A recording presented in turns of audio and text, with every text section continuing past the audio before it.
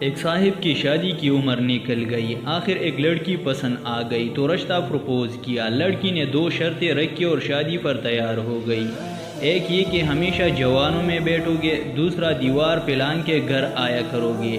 شادی ہو گئی، بابا جی جوانوں میں ہی بیٹھتے اور گپے لگاتے۔ جوان ظاہر ہے لڑکیوں کی اور پیار محبت کی ہی باتیں کرتے ہیں، منڈیوں کے بھاؤ سے انہیں دلچسپی نہیں اور نہ موضوعات شریف سے کچھ لینا دینا۔ بابا کا موڈ ہر وقت رومانٹک رہتا اور جاتے اور ایک جھٹکے سے دیوار پلان کر گھر میں دم سے کود جاتے۔ آخر ایک دن بابا جی کے پرانے جاننے والے مل گئے، وہ انہیں گلے شکوے کر کے اور گیر گار کے اپنی پنڈال چوکڑی میں لے گئی۔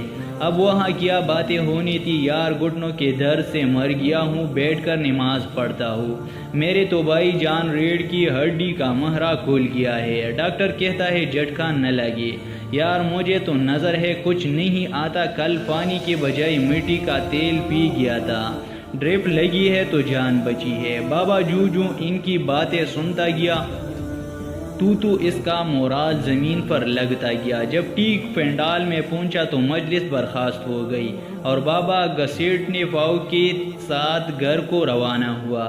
گھر پہنچ کر دیوار کو دیکھا تو گھر کی دیوار کی بجائے وہ دیواری چین لگی۔ ہمت نہ پڑی دیوار کودنے کی کہ کہیں بابی بجی کی طرح جھک نہ نکل آئے۔ آخر ماڈل تو دونوں کا ایک ہی تھا۔ بابا نے کنڈے کٹکھٹایا، کٹ اندر سے بیوی بولی، اسی لیے بولا تھا جوانوں میں بیٹھا کر، لگتا ہے آج بوڑھوں کی مجلس اٹینڈ کر لی ہے، اس لیے ہمت جواب دی گئی ہے۔ نتیجہ انسان بوڑھا نہیں ہوتا، مجلس بوڑھا کر دیتی ہے۔ ماہرین نفسیات لکھتی ہے کہ معلم اسی لیے جلدی بوڑھا نہیں ہوتی کیونکہ وہ بچوں کی مجلس میں رہتے ہیں، وہ ماحول ان پر ٹائم اینڈ سپیس کی اثرات کو نیوٹرل کر دیتا ہے۔